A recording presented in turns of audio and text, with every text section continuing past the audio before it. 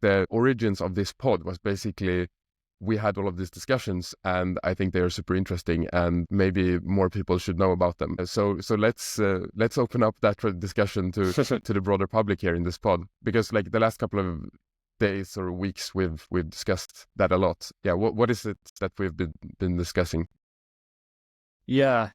So in short, like I guess we are thinking about what startups will work, or what business models will work and what business models will not work as we get closer to AGI or ASI, or as models get smarter generally.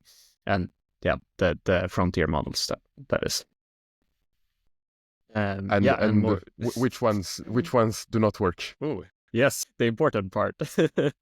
Yes. Yeah, so our thinking, and I guess what you've said in your blog post as well, is that the verticals, if you're building a solution right now based on the best models, which is like, 3.5 Sonnet, or what is an AI vertical? Yes, so a vertical is some solution that you create for like a specific business area or some specific problem. So it's not something that anyone like at any company could use. It's something that like a specific, like a hospital or like a marketing department would use. That would be like a vertical.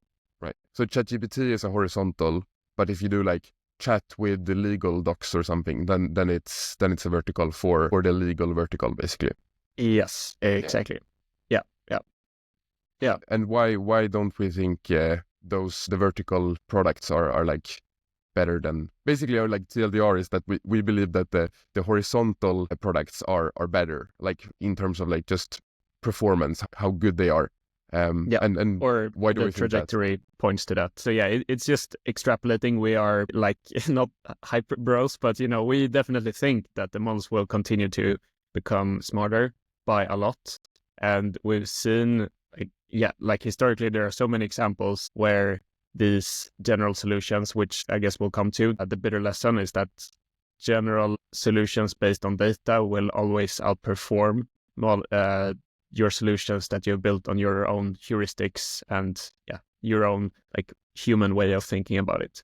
So we think now that the verticals are building, well, really like good products that actually solve a problem today, but maybe they don't get like 100% there. And maybe they work with like only under specific circumstances. And most importantly, they will take advantage of the models as they get smarter. But at some point, the models will just be able to do the things that they programmed themselves. So you can just take the general frontier model and just use it for the purpose that the vertical is addressing. Yeah, and I think like the bitter lesson that you mentioned, that's a blog post from 2019 by Richard Sutton that became really famous. And he gives all of these examples, like computer chess, for example. The computer chess started off with like rule-based systems where the AI researchers, they didn't believe that the current models were good enough to solve chess. So they hard-coded these like heuristics for how to play chess. And they knew something about chess, or like they maybe even took like grandmasters as they interviewed grandmasters and then took the heuristics from them. But then eventually stronger models just came along that were much simpler, and like Stockfish was like the more rule-based system, and then AlphaZero from Google DeepMind came, and like the code for AlphaZero is like a couple hundred lines or something. I don't know exactly, but it's like much shorter than the Stockfish code, which is like you have to have a lot of like if this, then that, blah, blah, blah, and hard-coded rules. And that just like, the machine learning end-to-end based on compute just became so much better. And we've seen this in chess, Go, speech recognition, computer vision, like every part of AI research. And basically now we think this will translate over to AI applications based on these language models. Yeah, maybe a good heuristic about this is like how many lines of code is your code base and how well do you perform on like a benchmark, and then you can create like a weighted score. But I think another interesting example is self-driving cars, because we're both interested in that space and you worked at Comma. And I think it's like super clear that like Tesla was like super into this rule-based route planning system, but now they shifted totally towards end-to-end machine learning, like Comma was doing, or is doing. Yeah, and I think it's like the self-driving car example is interesting because it shows you that eventually end to end will win, or like not through like vertical, the more general approach will win. But you don't know when. It can take a lot of time. In self-driving cars, I think it's just now starting to become apparent that George Hotz and Comma was right all along. Still but don't. Also interesting, just also interesting that no one was, or Waymo was able to release something, but like Tesla wasn't able to release something that relied on the heuristic way of planning where the car should go, because they didn't get the final 99.99 whatever digit. But they probably will pretty soon, or I don't know, pretty soon, but like they will eventually. And the Waymo model of like mapping all the streets and having like teleoperated people that can come in if something happens, that won't scale. Like the unit economics doesn't make sense. So yeah, back to the AI vertical apps. So we've seen this now in AI research, not in AI products. We've seen it in fields like that, and it's happening over and over again. Why do we make the comparison to AI products, which is something different? Yeah, where does that extrapolation come from?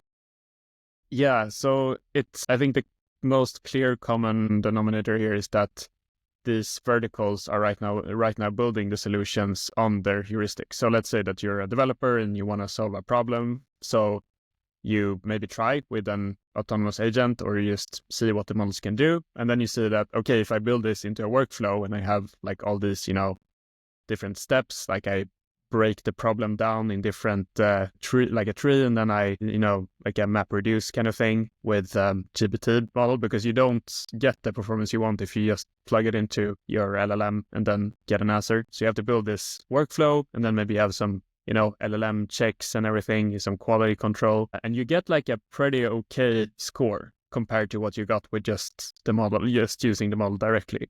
And yeah, like you get increased reliability, like in the bitter lesson, you get actually quite good accuracy, and it feels maybe fulfilling for the researcher if you do this.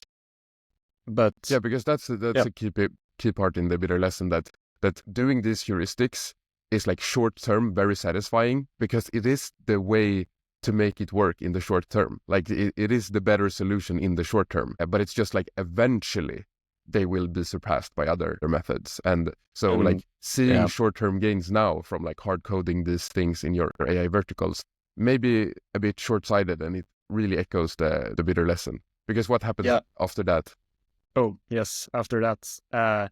But then you see that maybe you don't get everything correct. And like once you want to add like another, I don't know, let's say you're analyzing documents. If you want to like analyze another type of document or create another kind of document, they need to build out like new rules, and it doesn't really scale at all. And also maybe it doesn't give like the performance that you want. And like every time you have something that falls outside like the sort of hard coded path that you've created, you won't get the results you want. And eventually, as we see the new models, they come like so often right now. And like what I've heard is like, first, maybe that if you just want to plug in a new model, then your workflow probably won't work like out of the box. Like it will probably take some tweaking, you have to fix your prompts and everything to make it work. But even once you make it work, you like the difference in performance from your workflow to the model actually decreases.